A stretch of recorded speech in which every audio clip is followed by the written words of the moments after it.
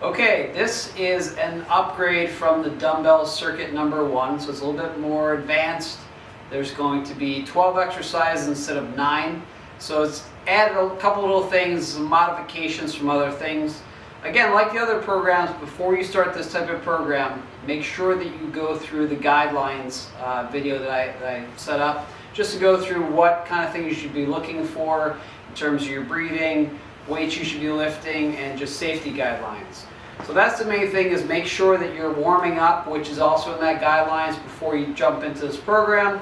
And each program is a little bit different, so they're laid out in a little bit different ways. Same kind of grid format, same program we're using, but just different exercise with different outcomes. So this one here is basically a 12 exercise layout, so it's a total body exercise program. It's something you should do 2 to 3 times per week. Making sure there's at least a day or 2 of rest in between based on how often you do it. And it's good to complement with maybe some cardio and things that you're doing. But this program is a little bit different in that it's basically going to be 12 exercises, and again, the different directions you can read it, change the program, so it's not always the same. But same thing we talked about before, having a designated area in your house or basement, somewhere where we have space to do this stuff. Some of the pictures I'm going to talk about because there's some modifications we're going to do. But for the most part, this is a little bit of a step up from the Dumbbell Circuit 1 program. So we've added 3 exercises and modified them a bit. So just to go over again, making sure that you're warmed up prior to doing this program, get a light sweat, make sure you have water with you, and be prepared to jump into the circuit. Alright, so this one, same thing. The repetitions are going to say 20. So that's 20 seconds of work. It's not 20 repetitions. Some of the later programs actually will be repetitions versus time, but these are going to be using that same timer type app. So you're going to do that exercise for 20 seconds, and there'll be a 10-second break from one exercise to the next. Again, you can use a clock on the wall, you could use an interval timer app, anything like that. You could use a stopwatch if you wanted. Anything that's going to keep those time signatures. So again, let's start off similar to the other programs. The first column is all lower body exercise, the middle column is all upper body, and the third column is all core. Alright? So we're going to start off with here, if you read from left to right going across, it's going to be a lower body exercise followed by an upper body exercise followed by a core. So that's a circuit type format, which is the way these are designed. But you can also read these programs in different directions. Again, going back to the other programs, when you change the direction of the program, the sequencing of exercise, it changes the whole impact on your body. You want to keep your body guessing. You don't want it to be running through the same routine all the time. That's one thing a lot of people do that are consistent exercises, they do the same thing all the time. And what happens there is you have diminishing return on your exercise. So you keep doing the same thing, your body realizes what you're doing, it doesn't have to guess. You want to keep the body guessing. So we're going to start off here, again, reading or doing this program from left to right, reading across. Now, you can do up to 3 sets of each exercise, but typically you're not going to do them 1, 2, and 3 at the same and then move across. You're going to use them in groups of 3 or groups of 4 if you go down. So let's talk about the sequencing and how you can do this program. If you're doing 1 set, you can go 1, 2, 3, 4, 5, 6, 7, 8, 9, 10, 11, 12. That's 1 set of each. It's a good intro to this program. If you're a little more advanced, you could probably start off at 2 sets, but I would suggest each person starts off at 1 set. Doing time under tension, not counting reps, allows you to focus more on your form and technique and breathing instead of just counting reps and kind of going through the program. It's very sequenced so that you have work and rest, so it keeps you going the whole time, keeps your heart rate up. So again, it's resistance training or strength training combining with cardio. So the combination of those two is considered conditioning. So you're working your muscles and your lungs and heart at the same time. If you're doing more than 1 set, you can do 1, 2, 3 and come back 1, 2, 3 straight across the top, then move down a layer or a row, and then do 1, 2, 3, 1, 2, 3 and move down. The other thing you can do if you're doing 3 sets, do 3 across, then shift down. Again, we talked about in the other videos, you can also start at any point in this, so you can start from the bottom and work your way up. If you do that, again, whatever area you work on first, you're going to be the most mentally and physically fresh to work the hardest on that area. So if you start from the bottom and work your way up, those are going to be hit the most. All right, so I'm going to start describing how this would be done in a vertical format. So if you're going in the across way, which I just talked about, you're doing a lower body followed by an upper body followed by a core. Again, you're shifting what areas you're working in. Now, if we read this program from top to bottom, if you do 4 lower body exercises in a row, that's more for what's called hypertrophy or muscle building. Okay, so it's focusing your time and energy in that one area. Even though they're a little bit different muscles, you're pretty much all working your legs. So what's going to happen there is you're going to be a lot more fatigued, especially as you get to the 4th one at the bottom. Now, again, with this program, if you go down, it's changing the whole dynamic of the program. Staying in that sequence. Same thing if you go in the middle row, it's going to be all upper body, and then the third is going to be all core. So it's going to be a bit tougher on those weeks or days where you go down. Going across is more kind of like a cardio conditioning program.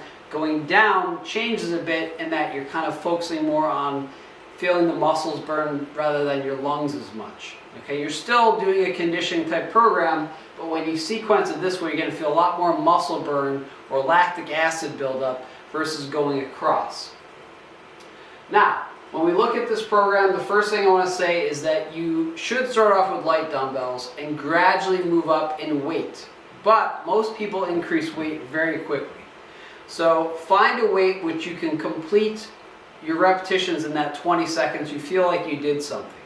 If you wanted to do it to where you're doing repetitions, you should be able to complete those last couple reps, but they should be difficult. Okay, so that's the indication. If you can do those repetitions without much effort at the end of that set, you should probably increase your weight. But don't increase your weight too fast. It's better to increase the number of sets you're doing rather than just jumping up in weight. And you would never do one set of all of these and then your next workout or the next week do one set and do more weight with them. That's not an effective way to do it. So what you want to do is you want to start out with a certain weight that is challenging but not overly difficult, to the point where you can get to doing 3 sets. Once you can complete 3 sets of those things, then you should look at increasing the amount of weight you're lifting. So what's actually happening is if you do 3 sets of 20 seconds, that then extends that time or the time under tension for that muscle to 1 minute, 60 seconds, and that's going to create more stimulus for change. So again, starting off at 1 set, gradually moving to 2 to 3. If you're more advanced, you might want to start at 2. If you're really advanced, maybe do 3 sets right away. But again, the weight on these is not determined. That's going to be determined by you. Everyone's weight that they're going to be using is going to be a little bit different. Again, on this program, you don't need any significant amount of equipment. 3, 5, 8, 10, 15, maybe 20-pound dumbbells on certain things. Typically, the lower body exercise, you may want to have heavier weights if you have them. If you don't, just do faster reps. So if it's 20 seconds of work, and if you only have, let's say, 10-pound dumbbells, if you go faster in that 20 seconds, you're doing more reps. Even though it's the same amount of time, it's more work in that 20 seconds. So that's one thing you can modify in terms of your intensity. You can do more reps, faster reps in that same amount of time. So it's stimulating more results. All right, so let's go through these exercises first. Again, there's a PDF with this as page 1, and then there's 2 more pages after this, which are tracking grids where you can actually track your progress. And this, you're going to want to write in your weights and repetitions, and also how many sets. Actually, you don't have to write in repetitions as long as you're doing 20 seconds. But again, if you feel like you want to transition to counting repetitions, that's something you should do, but you should definitely write in how much weight you're using. We'll talk about that at the end when I go through the tracking grids, but just so you know, there's a PDF with this, which is called the chart copy, and then there's 2 others which are tracking grids, which have 15 columns where you can write in your workouts. This program should be done probably 4 to 6 weeks at most, because then you want to change it up. And week by week, just to make it different, change it up every week, just a little bit, maybe what direction you're reading. Again, you're going to change your sets and weights and things like that over time, but the main thing is try to mix it up so it's not always the same thing. All right, so we're going to start here first. Number 1 on the top is going to be a dumbbell lunge. Now those dumbbells can be held up at your chest height as you're lunging out, or they can be held at your sides. If you're doing it, it's kind of like a zigzag or diagonal 45-degree step. That sometimes if you have your dumbbells at your side, they kind of get in your way. So I do like holding them up higher or having them kind of out of the way in this exercise. This one you can do it a couple different ways. Again, if you have a small space, you can step out of 45 degrees and back, out of 45 degrees and back. If you have a longer run you can go with, you can actually go down by zigzagging like this, down and back. Again, trying to stay somewhat close to where your workspace is and your timer. But basically it's a zigzag lunge, stepping out left to right. Okay?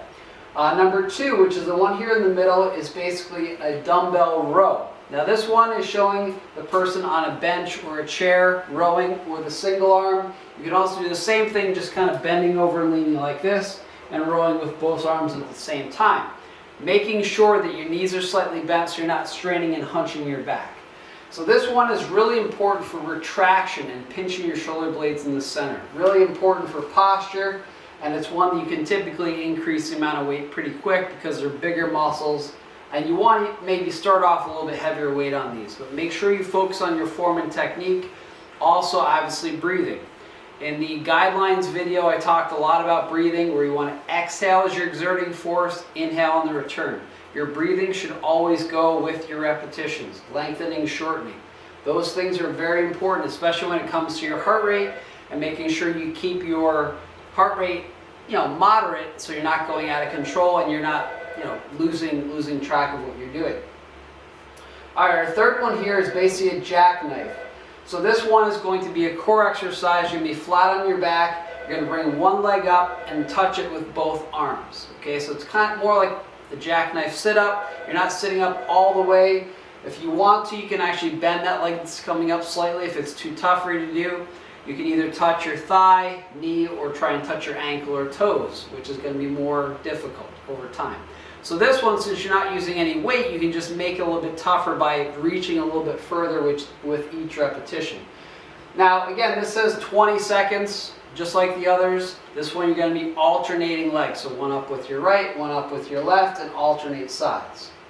Okay, so those are the top 3. The next one down, which would be exercise number 4, is basically going to be a front squat. This one shows a barbell instead of dumbbells. You can use either, it really doesn't matter. If you have one or the other, it really does not matter. The main thing is the position of them is in a catch position. So that catch position kind of sets you more back into your heels, which is good for a squat. Sometimes if people have a weight on their neck or shoulders, it's going to make them pitch forward more. So if you're holding it like this, you're naturally going to have to sit back a bit more. And again, like I demonstrated in some of the other videos about squats, you really want to be sitting back into your hips, almost like you're sitting down into a chair. So it is important to make sure that you're holding the dumbbells up or the barbell up in front of you, whether your palms are facing you or they're in a neutral position like this. The key is to try to sit back and put the weight into your glutes, hamstrings, and heels. That's very important, but again, it's a foundational movement. Squats are one of the best things to do for overall strength and stability, even for your core. The next one here in the middle, which is number 5, is basically the lateral raise with dumbbells. Now, most people try to do these really heavy and kind of jump the weight up.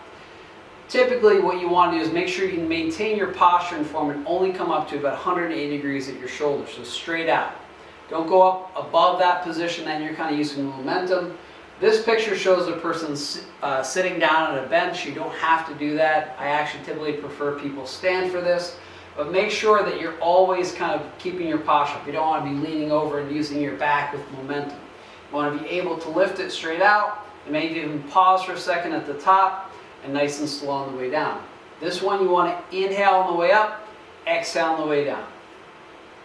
Okay, number 6 is basically a twisting style crunch. Now this one you're actually turning and twisting.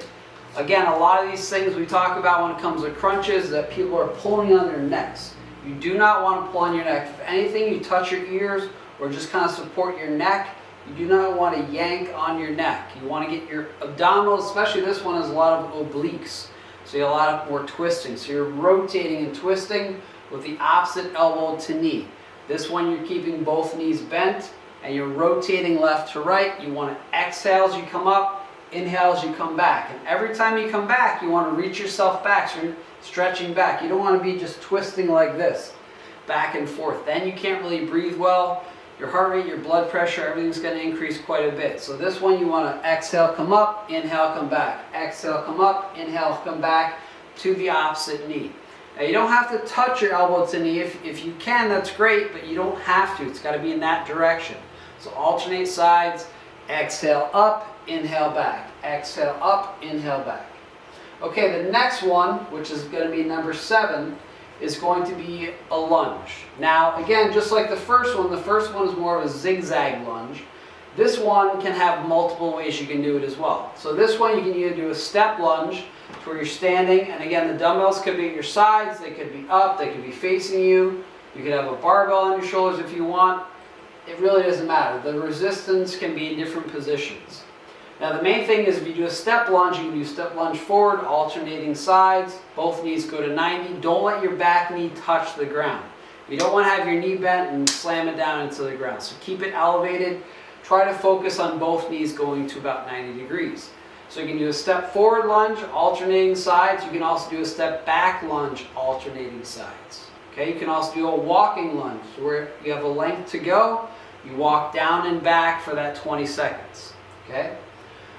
So again, this is one where if you're just starting off, you probably don't want to use any weights for it. You can actually, most of this stuff, you could do without any weights if you wanted to start with this. But the other ones that I started with were body weight only, which would build you up to this. So this is more of an intermediate type program.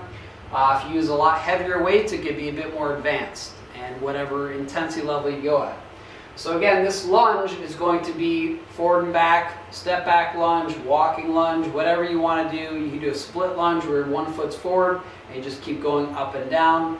There are tons of types of lunges and they're very, very effective for lower body training. Okay, now we're going to go to number 8, right here in the middle, which is going to be a bicep curl. Now a lot of people with bicep curls are going to swing their body and rotate and kind of use momentum.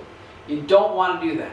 Couple things you want to look at when it comes to curls is you don't want to keep your elbow bent to the body. You want to almost go to full extension. It's called a soft lock at the elbow. So you don't want it to totally swing all the way back. And you don't want it to go all the way up here. So this range right here from about here up is just momentum. Your bicep isn't really working that much at that point. So this one is also a twisting bicep curl. Okay, so you're going to alternate sides, and at the top right over here you want to flex and kind of pinch a bit. So that little extra at the end really activates your bicep and gives you that little extra. You don't need to come all the way up and let it rest because then you lose the weight. All these things here we're talking about with dumbbells, it's all about gravity. So it's just pulling straight down. As we get into some other stuff with some resistance bands, then you can change angles and do some different things that dumbbells can't. But as you come here, the weight is just pulling down. There's no more resistance for your bicep to pull that up, to curl it. Okay, so a big thing to focus on is kind of bring it out to here and stop. Okay, so don't pull it all the way in and don't keep it short like this. You have to get that almost full extension. It's called a soft lock, slight bend in the elbow at the bottom. Okay, the 9th one is basically going to be a glute and hamstring exercise. So this one you're actually kicking back. You're pushing yourself back. This picture actually shows using ankle weights, which you don't need to use. If you have them, you can put them on and use that. That's fine. I would not recommend using ankle weights for running, walking, jogging, anything that's long distance because they tend to wear on you. They're not really good for that. They are good for things like obviously you can't hold weights with your feet by attaching there. That's one thing. You can also use a band, a resistance band for some resistance on that. But for the most part, this is going to be a kickback. So it's going to activate your glutes and hamstrings. You can either do one side or alternate left and right. Okay, number 10 on the bottom is going to be a semi-stiff legged deadlift. Now the picture shows with dumbbells, you can also use a barbell if you want.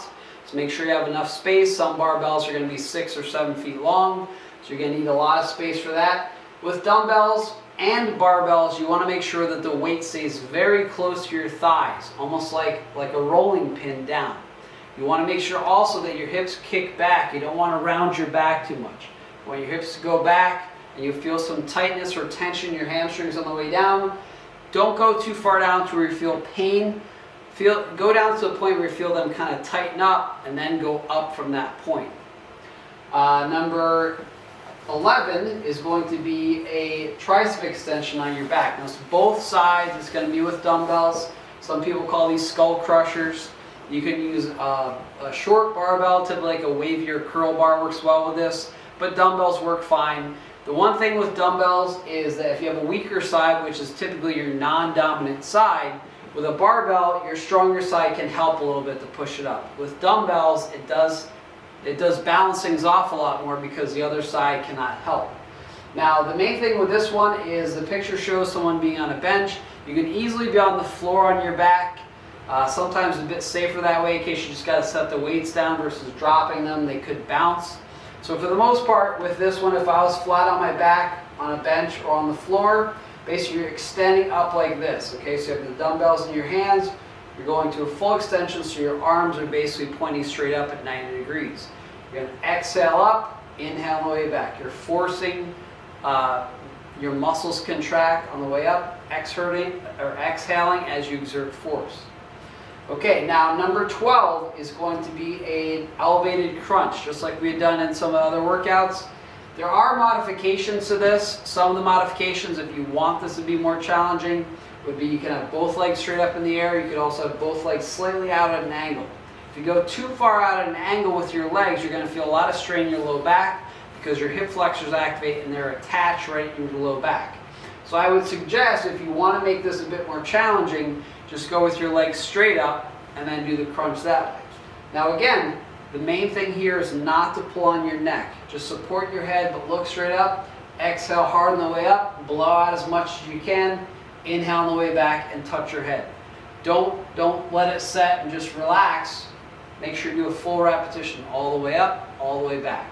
Again, if you want to make it more difficult, the initial way would be with feet up, knees bent at 90 degrees. Be a bit more challenging if you had your legs straight.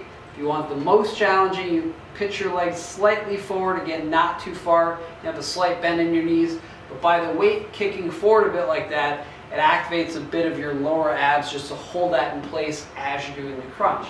Again, this is a core exercise, but primarily focused on your rectus or your six-pack. So that is basically it's one muscle that's segmented in two spots, which makes it look like it's 6 because it's also split down the middle. So when you're activating that muscle, the whole thing is activating, but in this exercise specifically, the lower two are actually holding a bit more to hold your hips up. So if they release, your hips kind of kick down and your feet would touch the ground. So they're holding the hips up as you're crunching. Plus, as you're crunching, you're creating a bit less stability, so it's more unstable, which activates your core a bit more to try and stabilize. But again, the key is do not pull on your neck and head. Just touch your ears or touch the sides of your head like this and focus on shortening this distance, not pulling on your head. The biggest thing I've seen for years is people yanking on their heads, looking like they're going to pull their heads off, their chins are coming to their chest. You do not want to do that. You want to keep your head back. Sometimes what some people would do is they would put like a tennis ball or a fist underneath their chin just to keep that position so they're not clamping down super hard. You don't want to pull this down and pull the neck down because it creates more strain on your neck.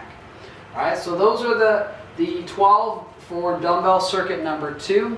Again, it's lower body, upper body, and core. If you read it across, it's going that direction. If you go down on other weeks or other workouts, it changes the whole workout up.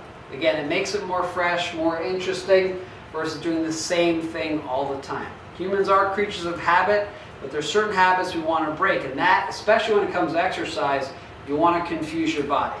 Again, P90X likes to call it muscle confusion. It's just basically adaptation, variety, cross-training. Those are the things that you want to focus on when it comes to this type of program. Now, post-workout, there is some stretching charts and things that I also included. There's a short one and a longer one. Also making sure you're cooling down, because at the end, even though the last exercise is going to be on your back, you slowly want to cool down and just kind of get yourself back. Make sure you're hydrating post-workout. Soreness-wise, I've talked a bit about this, is that you are going to be sore. This is going to be resistance or weight training, and it is going to create a bit more soreness than especially cardio. So what you're going to want to do is you're going to increase the amount of protein you take in, because that's what's going to repair your muscle. Whether you're an omnivore or vegan or vegetarian, making sure you're increasing the amount of protein you intake in those next couple days, because that's how your body is repairing itself. In terms of rest and recovery, you don't want to exercise a muscle that's sore. Okay, you want to keep active, so doing active rest and moving around is important, because that'll help reduce the soreness to pump those waste products out of your body. But you don't want to sit down too much, especially when it comes to legs and squats. They can get very sore. Going up and down stairs, on and off the toilet, they can be very painful. So the more you get them moving and the more you adapt, the better off you're going to be. Now for someone that's been exercising a while and doesn't get that sore, changing up a program like this might start creating that soreness. Soreness is an indication that you've stimulated your body to have to adapt, and that's something that this program will provide for you, considering if you're going through the phases from body weights to lighter dumbbells or something like this. So it's a little more advanced. I have a more advanced program, which is basically a weight training circuit. There's 1 and 2, which is going to be a little more heavy duty than this. But again, this can apply to men and women. Don't be afraid, women especially, don't be afraid to lift weights. They're not going to make you real manly. And in terms of men don't like to do cardio, so this is kind of a way to slip cardio in there, because you're not having much rest from one set to the next. So I hope you enjoy this program. Again, the other sheets below are going to look like this. This is tracking grid 1, written in from left to right, and tracking grid 2. Same thing, this is first is 1 through 6, this one is 7 through 12. So I hope you enjoy it, and feel free to comment or send me any emails with questions you may have. Thank you.